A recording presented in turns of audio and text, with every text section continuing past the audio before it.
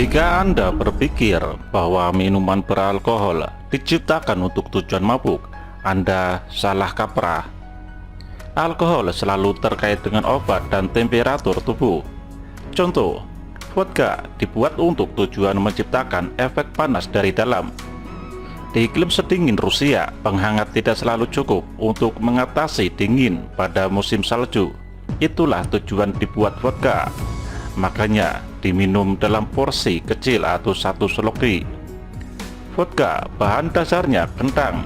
Prosesnya fermentasi dan destilasi, kadar alkoholnya 40%. Wine adalah psikedelik dengan kadar alkohol rendah yang juga berfungsi sebagai obat sakit perut atau diare. 1 sendok makan wine atau merah digunakan orang Itali untuk mengatasi perut melilit atau diare, seperti orang Indonesia menggunakan kunyit untuk gangguan perut. Kadar asam dari 15 mg anggur merah memang pas untuk mengatasi gejala gangguan lambung. Trigin, orang Belanda menciptakan trigin setelah belajar dari masyarakat Indonesia yang menggunakan jinten sebagai obat berbagai penyakit dan peningkat kekebalan tubuh, dan itu sangat efektif untuk penghangat di musim dingin. Trigin bahan dasar juniper alias jinten. Proses fermentasi dan destilasi, kadar alkohol 40%. Tequila, orang Meksiko mengembangkan tequila sebagai psikedelik. Ini adalah warisan ilmu dari budaya Indiana Amazon atau ayahuasca. Karena di sebagian wilayah Meksiko didominasi gurun, mereka tidak punya alternatif bahan untuk membuat psikedelik. Yang tumbuh di sana hanya agave atau kaktus. Kadar glukosa, fruktosa, dan sukrosa dalam agave sangat memadai untuk dibuat penghangat dengan fermentasi dan destilasi. Kadar alkoholnya 40%. Itu hanya sebagai contoh saja bahwa tujuan minuman alkohol selalu terkait dengan obat atau kestabilan suhu tubuh. Sama dengan orang Indonesia punya banyak minuman tradisional dengan fungsi-fungsi terkait obat dan kestabilan temperatur tubuh. Kita memiliki lebih banyak minuman seperti itu. Sebutlah contoh Sobi, Ciu, Tuak, Balu, Swansrai, dan sebagainya. Di sini semua bahan jauh lebih lengkap. Brandy bahan dasar anggur, prosesnya fermentasi dan destilasi, kadar alkoholnya 26-36%. Bir bahan dasar gandum, proses fermentasi, kadar alkoholnya 4%. Apa bedanya dengan air tape? Bahan dasar singkong, sama dengan melalui proses fermentasi, kadar alkoholnya 4-8%. Arak, bahan dasar beras, proses fermentasi juga, kadar alkohol 12-16%. Dalam budaya-budaya di tiap suku pembuatan minuman selalu dengan metode tradisional yang filosofis. Itu peninggalan keilmuan alkimia leluhur. Contoh Sobi yang berada di Maluku dan Flores dibuat dari nira, didestilasi dengan bambu memakan waktu 10 hari. Ada banyak filosofi dan pengetahuan tinggi yang menyebabkan mereka bisa memproses minuman seperti itu. Semua minuman harus dimaknai sempurna dari filosofi yang mendasarinya, dan itu ada pada budaya di suku-suku pencipta minuman itu. Dan selalu ada efek dari pengobatan atau dengan materi atau bahan apapun. Maka dalam meminumnya selalu ada tata cara, selalu ada panduan tentang dosis yang harus diikuti. Semua proses pembuatan minuman dengan fermentasi selalu berbasis pada pengetahuan alkimia, peninggalan peradaban-peradaban kuno. Kita hanya mengadopsi pengetahuan itu. Semua materi yang dibuat minuman selalu bahan-bahan yang mengandung glukosa, fruktosa, dan sukrosa yang dikonversi menjadi energi seluler dan menghasilkan produk sampingan yang kita sebut alkohol atau etanol. Keilmuan alkimia seperti ini sudah dikembangkan leluhurmu sejak ribuan tahun lalu.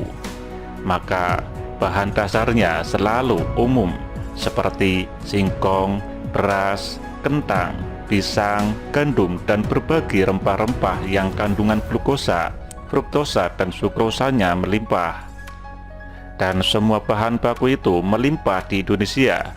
Hanya saja peradaban ini terjebak dalam keterlenaannya, sehingga pengetahuan tinggi leluhur yang harusnya dianggap emas malah dianggap sampah. Jika minuman-minuman seperti itu dikonsumsi dalam dosis terlalu banyak, efeknya akan menjadi racun bagi tubuh dan pikiran. Artinya, yang salah adalah tidak mengikuti tata cara meminumnya. Analogi sederhana, ambil contoh obat modern, katakanlah Ultraflu atau obat flu.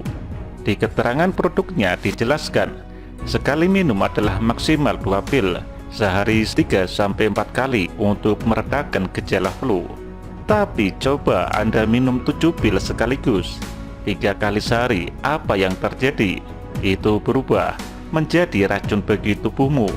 Lalu apakah Ultraflu dan produsennya harus disalahkan? Itu salah penggunanya, karena mengkonsumsi tidak sesuai tata cara. Pada masa kapitalisme mendunia, minuman-minuman tradisional itu dipabrikasi, diproduksi massal, menjadi komoditi penghasil profit, tapi tanpa memasukkan tata cara dan filosofi budaya dari suku-suku yang menciptakan itu. Apa yang ditonjolkan dalam kampanye marketing produk itu adalah efek memabukkannya, agar orang kecanduan euforia yang diperoleh dari mengkonsumsi minuman seperti itu. Jika orang kecanduan, maka produk pasti laku. Ini sama dengan prinsip para produsen narkoba. Orang-orang di zaman modern sama sekali kehilangan jati diri, tidak memahami budaya mereka sendiri. Lalu mereka dicekoki propaganda bahwa efek euforia dari berbagai minuman beralkohol itu bisa membuat mereka melupakan masalah hidup, dan mereka percaya mencoba kecanduan dan menjadi market tetap dari produk-produk seperti itu, tanpa memahami apapun fungsi sebenarnya dari minuman-minuman itu sendiri. Jadi masalahnya di mana? Ketidaktahuanmu, itulah masalahnya. Mengkonsumsi apapun tanpa memahami tujuan dasar dan tata cara penggunanya adalah sebuah kedunguan yang akut. Dalam tiap budaya, semua minuman seperti itu adalah minuman sakral yang tidak selalu dikonsumsi tiap hari, tapi digunakan sesuai fungsinya sebagai obat, peningkat stamina, menjaga kestabilan suhu tubuh, untuk menghadapi cuaca, dan sebagainya. Semua ada tata caranya, dan itu harus dipahami. Menganggap minuman beralkohol sebagai musuh itu salah kaprah. Yang harus diperbaiki adalah mentalitasnya, dan pola pikirnya harus lebih kritis, bukan sekedar percaya dogma atau kata orang. Semua makanan atau minuman tradisional selalu diciptakan dari pengetahuan mendalam tentang materi dan proses, maka selalu ada fungsi dan tata cara. Itu paket yang tidak terpisahkan tanpa ada keingintahuan. Anda hanya akan menjadi korban dari propaganda kapitalisme. Padahal pengetahuan-pengetahuan tentang berbagai filosofi yang mendasari tiap minuman sangat mudah didapat. Apalagi di zaman ini, Anda bertanya tentang apa, Mbah Google bisa menjawab. Hanya butuh keingintahuan agar menjadi lebih cerdas. Sekali lagi, yang salah adalah ketidaktahuanmu. Itu yang menjadi racun pikiran dan membuat diri terlena, menjadi korban dari pembunuhan kapitalisme melalui agama dan propaganda.